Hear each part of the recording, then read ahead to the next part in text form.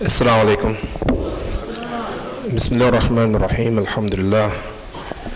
Ashhadu an la ilaha illallah wahdahu la sharika lah. Wa ashhadu anna Muhammadan abduhu wa rasuluhu amma ba'd.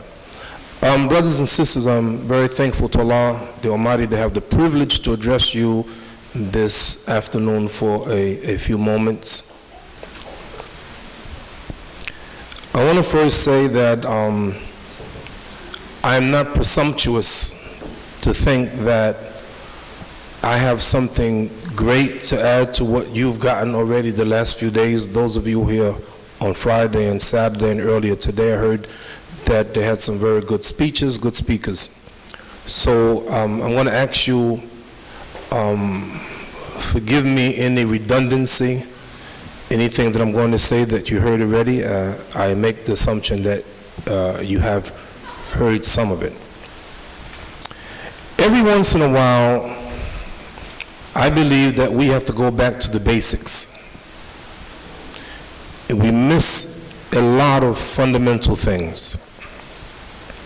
Someone asked the question, how long will the building stand? Answer, how strong is the foundation? How strong is the foundation? And many of us fail because we don't have the right foundation. You cannot learn calculus.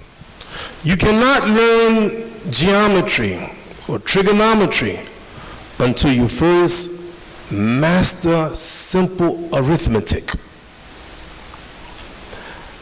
About how many Muslim businesses do you think are in the Atlanta area? Give me a guess. Omar?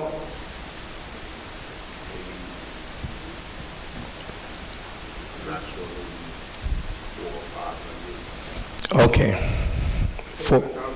Over 1,000. Imam Ismail? Okay, good.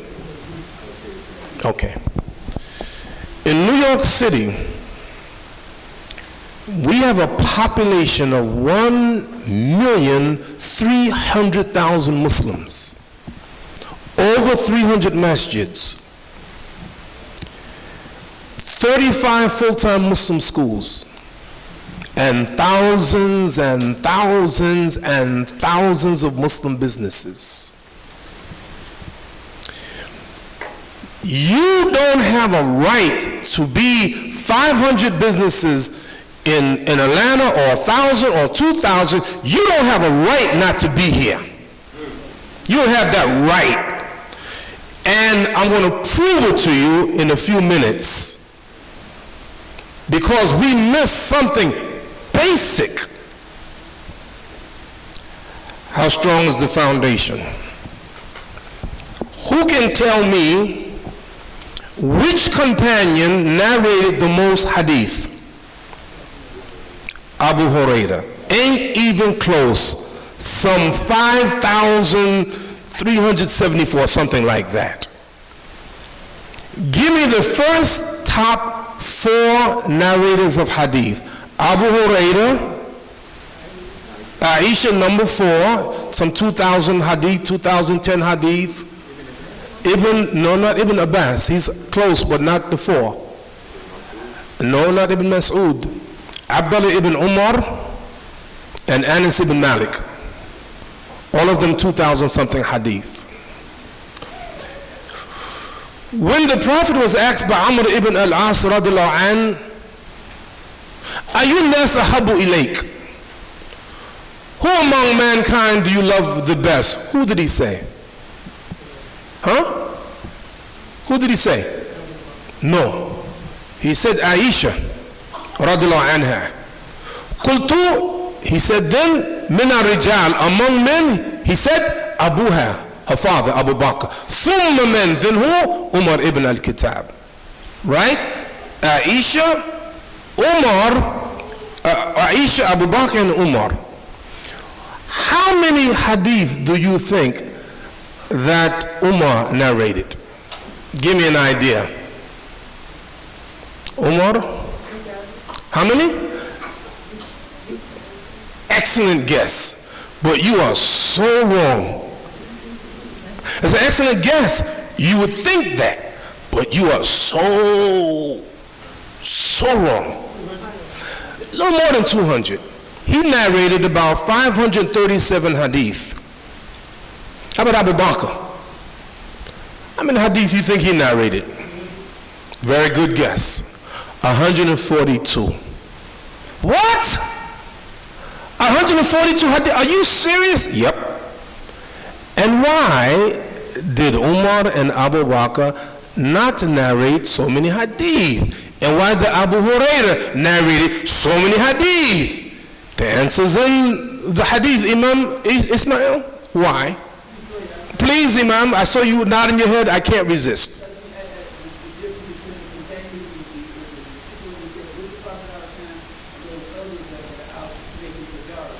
There you go. There you go. Abu Hurairah was the richest homeless companion ever. The wealthiest homeless companion. What do I mean by that? He was homeless. He lived in the masjid. And therefore he was with the Prophet everywhere the Prophet went. Abu Hurairah was there. But Abu Bakr and Umar was busy with business. They were doing business, and Abu Umar said that. I didn't narrate so many hadith because a lot of times I wasn't there. I was doing business. So now I want to go to some basics and then I'm just going to make a few points. And brothers and sisters, honestly, I'm not going to be here long. I'm going to make a few basic points. All of you believe in the miracles of Jesus. All of you believe that Jesus spoke from the cradle as a baby. What was the first words that Jesus uttered? Inni Abdullah. I am a slave of Allah. Those were his words.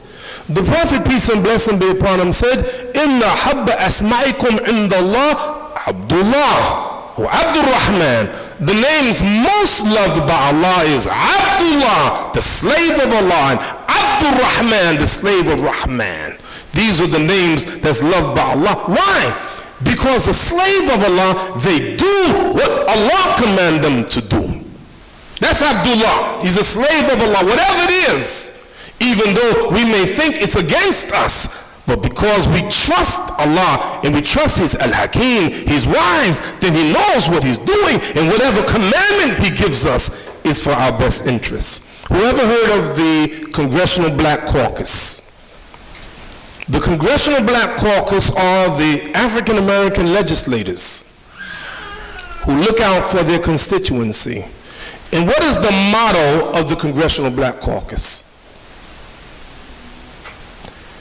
Black people have neither permanent friends nor permanent enemies, just permanent interest. You will find out before you talk about halal businesses, you must believe this, that whatever commandment that Allah gives us is for our best interest. And this is why Allah says about His Prophet Muhammad alayhi salatu wasalam in Quran, النبي أولى بالمؤمنين من أنفسهم. The Prophet, peace and blessing be upon him, is closer to us than even ourselves. And the Prophet is concerned about us, and therefore everything the Prophet gives us is for our best interest. Whatever Allah gives us is for our best interest. I'm going to tell you something that happened to me a few months ago. I went to England, London. It was a tremendous experience for me. I ran into a brother after my talk. He came up to speak to me. He said, Imam Siraj, do you remember me? I said, yes. His name is Siddiq. Met him in London about 20 years ago. He said, Imam, I want to tell you about some advice that you gave me 20 years ago. And I took your advice. He said, I was working in a bank. I said, Imam Siraj, what you think? I'm working in the bank. I said, brother, if I were you, I'll try to get out of it. And let me show you, and there's a book that I recommend for you. Brother, do me a favor, Bilal, bring me that. Hamid, look, no, not all of it. The one on the bottom. Yeah, bring that for me. So I brought this for you to see. This is a must in every Muslim household library. You have to get it. I'm saying you have to get it. It's called Fatawa Islamiyya. Fatawa Islamiyya. Fatawa is the plural for fatwa. I'm going to spell it for you, right? This is the some of the great living scholars or recent scholars who have, it's 9 volumes that have a lot of issues in FATA, Fatawa, F-A-T-A-W-A, F-A-T-A-W-A, Fatawa Islamiyya, I-S-L-A-M-I-Y-A-H.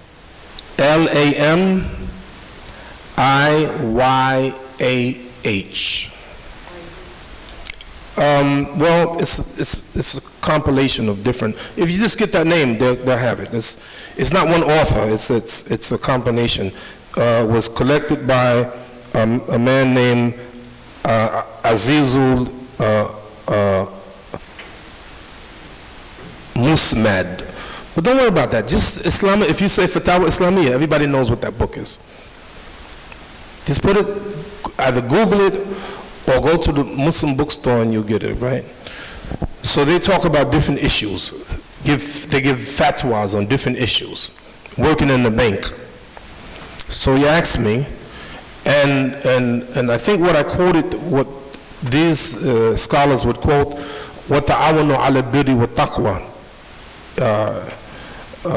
وَتَعَوَنُوا, help one another in righteousness and the fear of Allah, and don't help one another in enmity, or don't help one another in sin and enmity. So I said, brother, I don't think you should do it. I think you should try to find a way to get out of the bank. He said, Imam, I took your advice. He said, I went into my own business. And he said, Imam, since I went into my own business, I make 4 times more than I made working in that bank. And then Allah blessed me. 3 of my sons are Hafiz of Quran. And my daughter is a Hafiz of Quran. So I'm saying Allahu Akbar because I gave him the advice. What point do we learn here? And this is the point that I'm going to make. This is going to be my major point. Do not undermine one of the greatest gifts that Allah has given to the believers. What gift is that? قَالَ رَبُّكُمْ أُدْعُونِي أَسْتَجِبْ لَكُمْ. This is a powerful gift that Allah has given to the believers. Your Lord said, call upon me and I will answer you. The power of dua. Brothers and sisters, don't you see? وَلَكِنَّ اللَّهَ يَفْعَلُ مَا يُرِيدُ. Allah does whatever He pleases. And if Allah wants to answer your dua, He can. He answers the dua.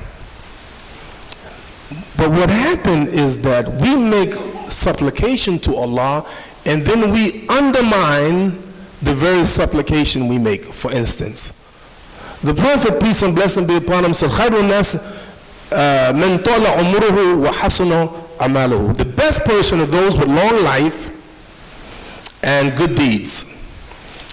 Oh Allah, give me long life. Oh Allah, give me good health. So you make the dua and you eat all the things that is against good health. You know what I'm saying? The food you're eating is like, brother, what are you doing? Oh Allah, help me. Give me good health. But you're eating food that is destroying your health. Am I making sense?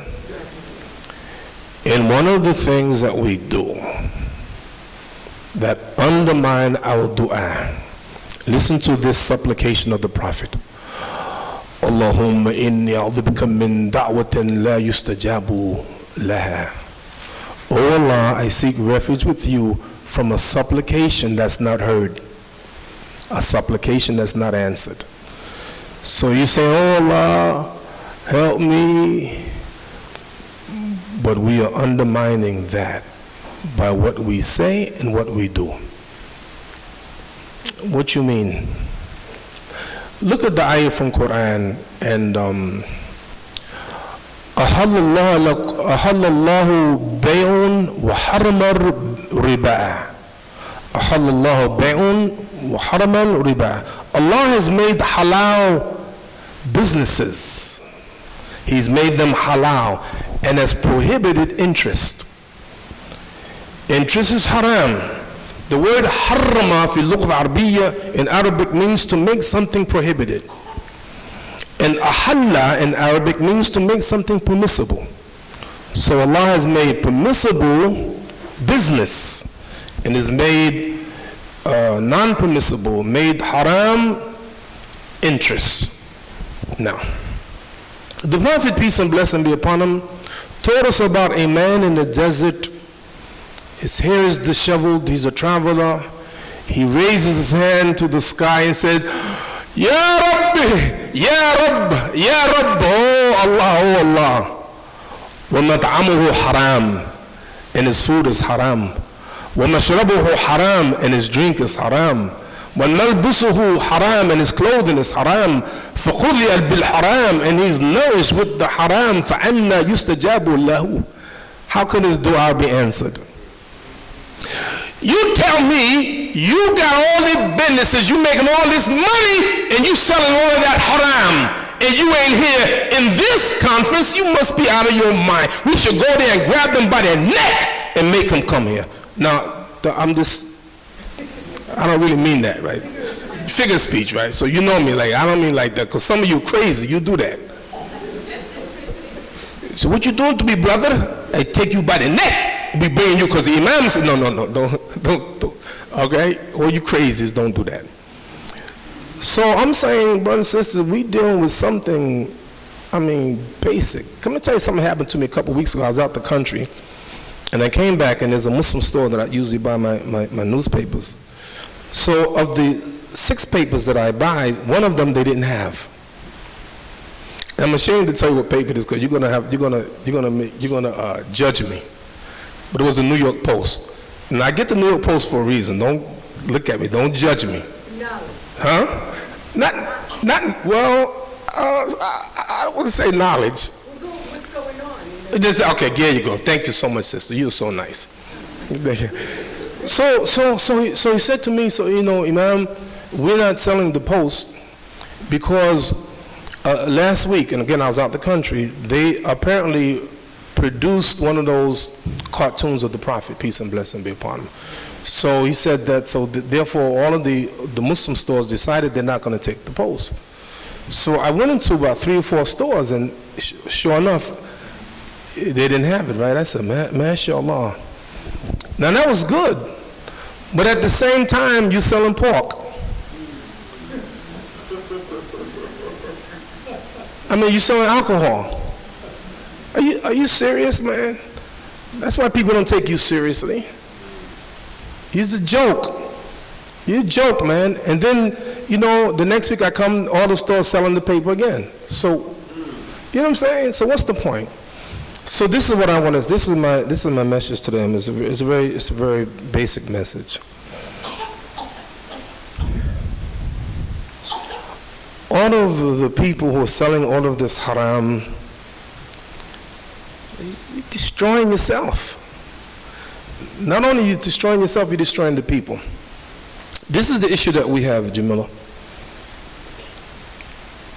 We have to look at, because I want the halal businesses to do magnificently. Allah wants us to do well. I believe that. But the test is, you want to make sure that everything you're selling is permissible by Allah subhanahu wa ta'ala. This thing about alcohol is interesting. Anybody know what happened in 1920 with the Constitution of the United States of America, Omar? Prohibition. The people of the United States, a lot of them felt that alcohol was so destructive that they wanted to put in the Constitution. So the 19th Amendment of the Constitution made alcohol prohibited. You can't produce it, you can't manufacture it, you can't transport it, and you can't sell it. 13 years later, they changed their mind. And they repelled that in the Constitution, I think it's the 21st 21st Amendment of the Constitution. Now, what does that mean to you? That means that it's a sticky issue. It's like there's some good in it, alcohol. So at least they were debating the issue. Well, Allah subhanahu wa ta'ala did it in a very interesting way. Look how Allah put it in Quran. يَسْأَلُونَكَ عَنَ خَمْرُ وَمَيْسِرُ. Oh Muhammad, they're asking you about alcohol and gambling. Why Allah put it that way? One of my teachers, Sheikh Jafar Idris from Sudan, said that when you study the Quran is psychological. A lot of times when your iman begins to grow, you begin to anticipate things. You don't feel right about it, because when you grow in Islam, if you're drinking, after a while, you don't need the legislation to say, something is wrong. Yes, so they're asking you about that. Let me say something about gambling, because I think right now, and I could be wrong, I follow it a little bit. What do you call that thing where you win all of that money? Huh? Yeah, the lottery, right. Right now, there's some crazy figure, right? What's that figure now? I love you. Either you don't know or you pretending that you don't know. So I don't know which one it is, right? Imam? Oh, they won that one? That big one? 3 people? How much was the total? Huh? Okay, 500 million. Let's take that for a second, right? $500 million. You got to remember this about gambling. This is why Allah is so wise. In gambling, the only way you win is somebody loses. So that $500-something million is people who spent their money. That's where the money comes from. It's people. I hate to use the word, and don't get mad at me, but there were years ago. They used to have a program, and they said that a sucker is born every day or something like that. A sucker. Really, you're dumb. When you gamble like that, you dumb. And people spend so much money gambling, hoping that they be the one to get that $500 million. And in the end, 1, 2, or 3 people get it. That means that 1, 2, or 3 people get it, everybody else lost. And not only that, check this out. You don't even get the $500 million. Uncle Sam, he get his cut first. Right off the top, boom! And I don't know how many, I used to know all the math, but Uncle Sam get a big chunk. And then here comes the other one. So listen, I'm gonna give you a chance. You can take it all at one time, or you can do it over a lifetime. Now if you get it all at one time, they cut it in half again. These are unbelievable. And if they do it over a lifetime, they invest your money to make more money. It's a racket. It's a racket. So Allah subhanahu wa ta'ala is wise, and He made it haram. Alcohol is haram. Now, 2 issues, and then I'll close. We got the product and the salesman. We got the product and the salesman. Sometimes you can have an inferior product but sell more because you're a good salesman. Or you can have a superior product, but because you don't know how to market, you don't know how to sell, then you'll sell less than those who have an inferior product. Can I give you a couple examples? Cigarettes, good product or bad product? If cigarettes is such a bad product, tell me why every year 440,000 Americans die as a result of cigarette smoke.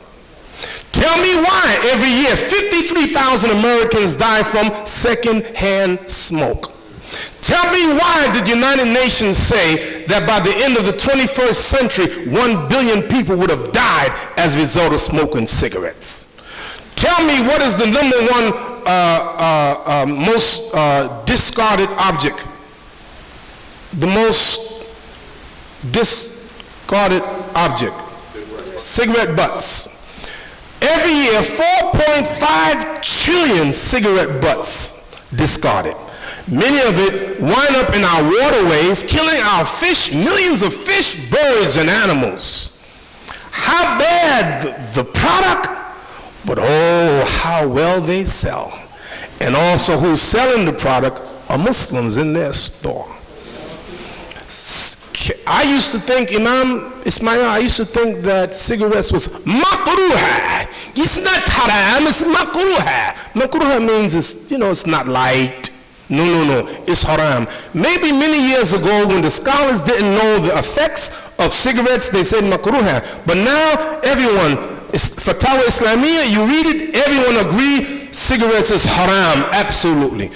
Why they sell so many? Because number one, the government make their money off the top. The governments of the world make billions and billions of dollars in taxes from selling cigarettes. Uncle Sam, your uncle, make all that money as a result of cigarettes. They get their money off the top.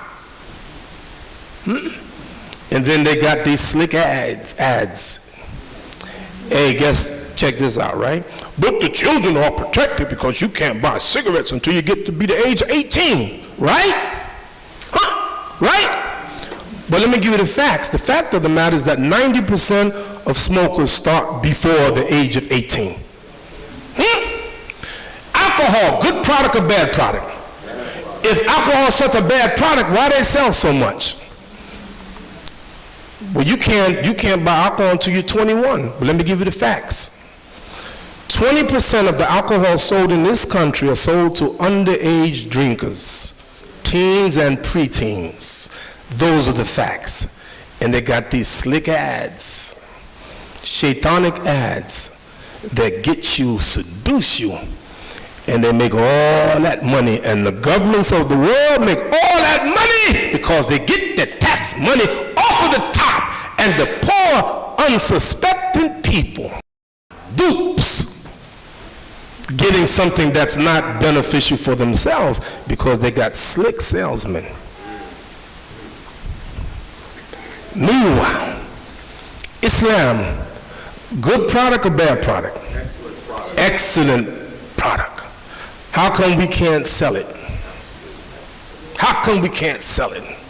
We're bad salesmen. We are. I'm admitting it. We're bad salesmen. No way in the world, as good as Islam is, as good as this Deen is, and no reason why more people don't come by the millions.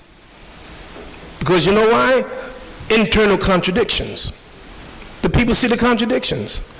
So I remember, so you go to a Muslim store, and the workers, and please, I'm not talking about all Muslim stores, but the workers are hitting on the young girls. They ain't stupid.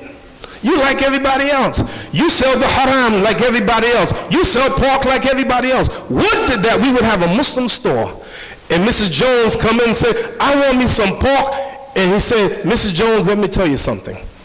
I don't want to take your money. I don't sell no pork because pork is no good for you. I'm prohibited in my faith from taking pork, and I'm prohibited from selling it. I ain't got no alcohol. I don't have cigarettes because I'm concerned about you. They would respect you. And we would have our respect because we have salesmen who use their own product. See? We ain't using our own product. So I want to commend the halal businesses. Is a great idea. And we got to get out there, man, and we got to let the people know, man, we got a lot of work to do. It ain't like, we doing so great. All these Muslim businesses, we need to visit them. I visit Muslim stores. I tell them, Imam, I tell them.